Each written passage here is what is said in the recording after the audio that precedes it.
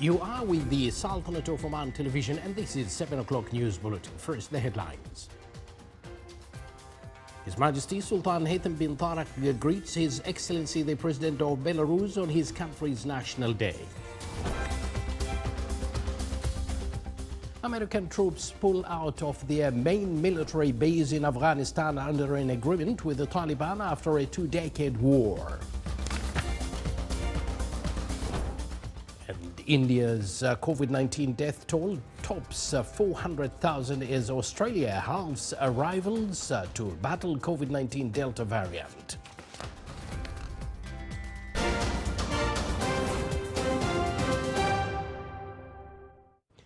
Good evening and thank you for joining us. Those were the headlines and now the news in detail.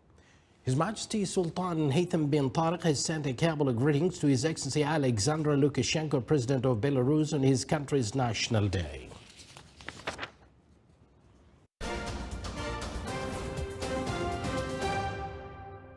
American troops pulled out of their main military base in Afghanistan today under an agreement with the Taliban allowing for the withdrawal of all U.S. forces from the country after a two-decade war. The U.S. military has coordinated its air war and logistical support for its Afghan mission from the Bagram air base about 60 kilometers north of Kabul, and the withdrawal of the forces symbolizes the end of the U.S. military involvement in the country. The base is being handed over to the Afghan government as its armed forces face a surging war with the Taliban and questions swirl about their prospects. An Afghan official said that the base would be officially handed over to the government at a ceremony tomorrow.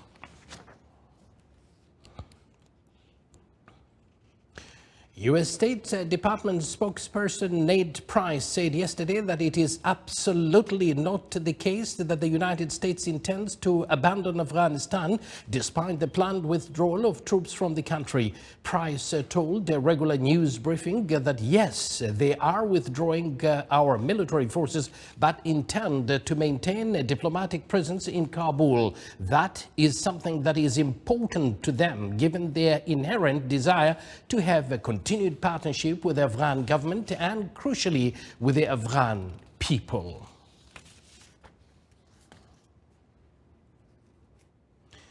Israeli fighter jets struck a weapons manufacturing site in Gaza overnight in response to incendiary balloons launched over the frontier into Israel. There were no immediate reports of casualties from the strike, which the military said targeted a facility used by the Hamas group in research and develop weapons. It was the third time Israel has carried out airstrikes in Gaza since the end of the 11-day war it fought with the territory Hamas rulers in May.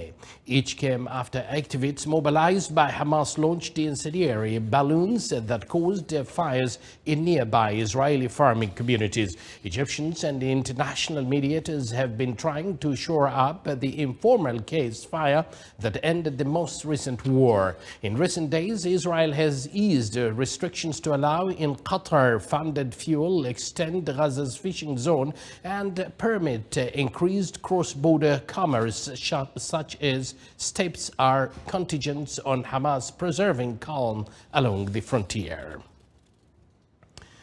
India has crossed the grim milestone of more than 400,000 people lost to the coronavirus, a number that, though massive, is still thought to be a vast undercount because of a lack of testing and reporting. More than half of India's reported coronavirus deaths, the third most of any country, have occurred over the past 2 months as the Delta variant of the virus tore through the country and overwhelmed the already strained health system. New cases are on the decline after exceeding 400,000 a day in May, but authorities are preparing for another possible wave and are trying to ramp up vaccination. The health ministry said yesterday that 853 people died in the past 24 hours, raising the total fatalities to 400,312.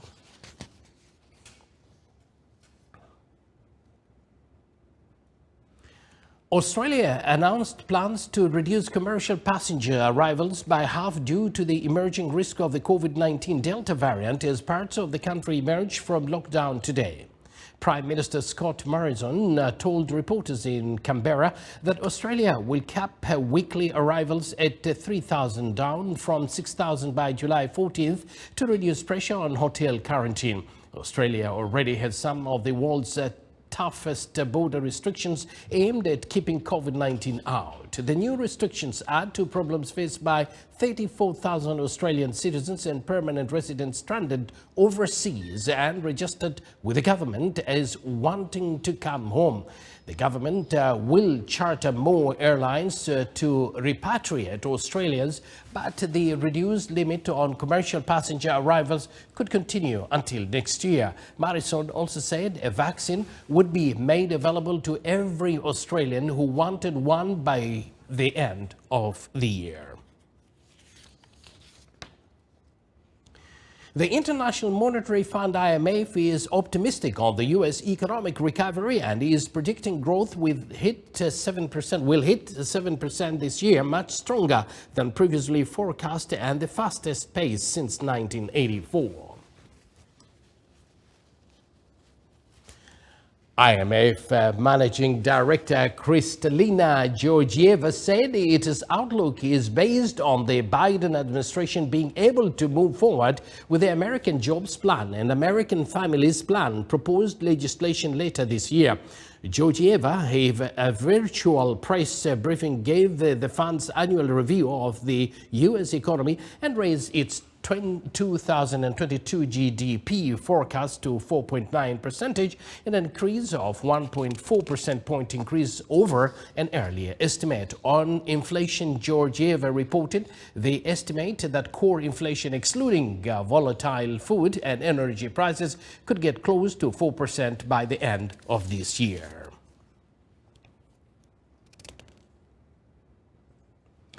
Philippine volcanologists raised the alert status of volcano near the Philippine capital after it spewed 1 kilometers high plume of gas and steam. The alert for the Taal volcano, about 70 kilometers south of central Manila, was raised to level 3 from level 2, which meant a magmatic intrusion at the main crater could further drive succeeding eruptions. The Philippine Institute of Volcanology and Seismology, a remote monitoring camera, showed ash spewing from the volcano's crater. Magma made contact with the crater's water, which then turned into gas and vapor, known as a phrentomagmatic eruption. Authorities evacuated thousands of people yesterday as the towns of Angasilo and Laurel, situated on the lake surrounding the Taal volcano, were in danger from the eruption and volcanic tsunami. Hundreds of people were evacuated in Western Canada as fires added to the unprecedented heat wave in the region, which for days has been baking in record-breaking temperatures. The village of Lytton, 250 kilometers northeast of Vancouver, was evacuated on Wednesday night because of a fire that spread quickly. The fire came a day after the village in the province of British Columbia set a Canadian record high temperature on Tuesday of 49.6 degrees Celsius. Environment Canada said an exceptionally strong ridge of high pressure over British Columbia will continue to bring record-breaking temperatures over the next couple of days. Yesterday, the heat wave continued to move eastward into the central Canadian prairies. In addition to British Columbia, heat wave warnings have been issued for the provinces of Alberta, Saskatchewan, and Manitoba, and parts of the Northwest Territories and now Northern Ontario. You're watching this alternative from One Television, and yet to come in our news bulletin. The implementation of sowing the seeds of wild trees in pastoral areas in the Governorate of the Far continues.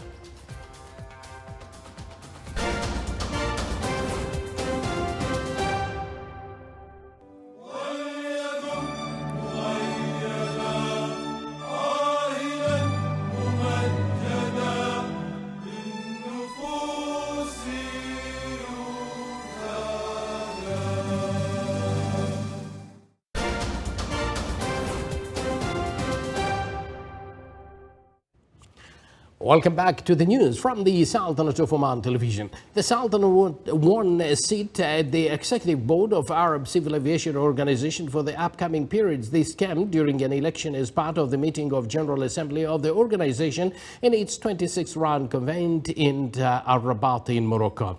In its speech before the General Assembly of the organization, the Sultanate delegation called for dealing with the developments related to COVID-19 pandemic in a way that enables Arab countries to utilize all their capabilities to face challenges related to civil aviation sector and enhance joint work for recovery of this vital and important sector.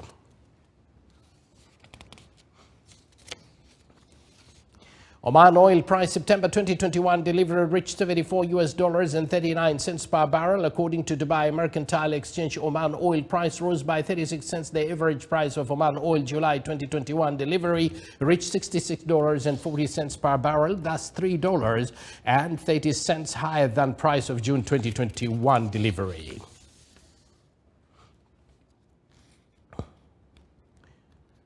The reactivated drive-through vaccination service at the Oman Automobile Association is witnessing huge number of targeted people for their vaccination against COVID-19.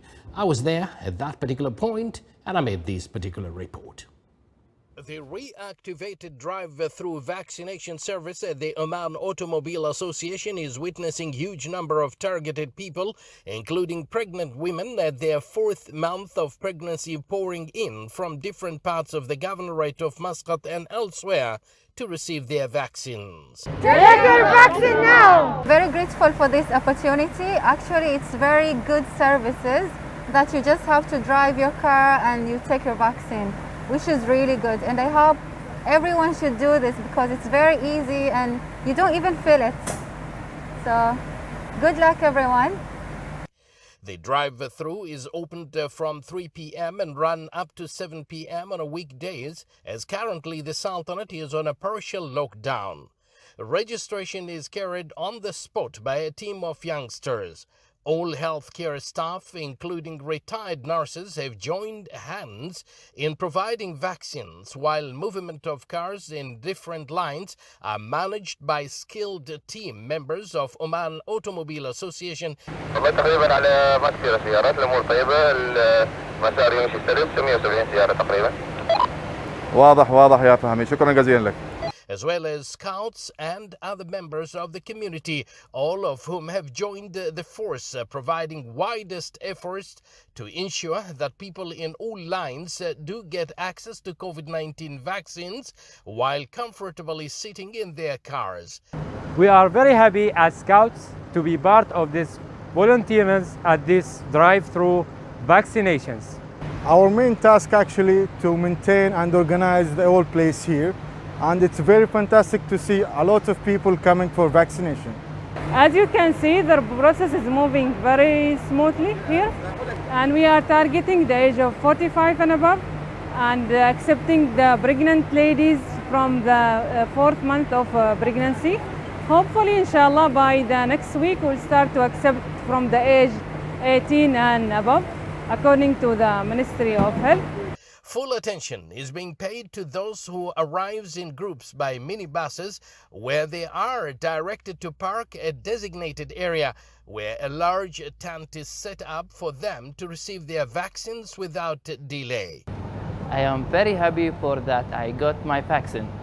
Yeah, as a part of being a volunteer, I would like to see more people coming for taking the vaccine, and maybe one day going back to normal life after being struggling with coronavirus for more than 2 years.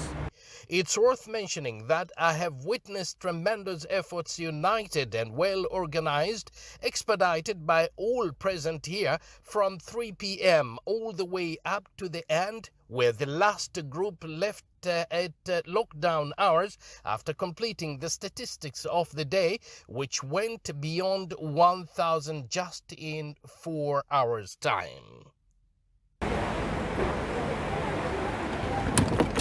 Indeed, the lines here are so long, but each line is worth it. Each and everyone would like to make sure that they do get vaccine in order to stay safe and healthy. Let's all work to beat this pandemic. Abdullah bin Ahmed al-Rubai, Oman Automobile Association, Muscat. Well, we would like to thank Oman Automobile Association for providing us all that services, and I was in that particular riding, that particular, I don't know what do they call it, but anyhow, luckily I did not lose the control there. Environment Authority, represented by the Director General of Environment in the Governorate of the Far, is continuing the implementation of sowing the seeds of wild trees in pastoral areas in the Governorate. The initiative witnessed wide participation for voluntary groups in mountainous ranges from the Wilaya of Dalhut in the west of the Wilaya of Mirbat in the east. It came to promote collective work among all segments of the society to protect the biodiversity of the environment in the Governorate of the Far.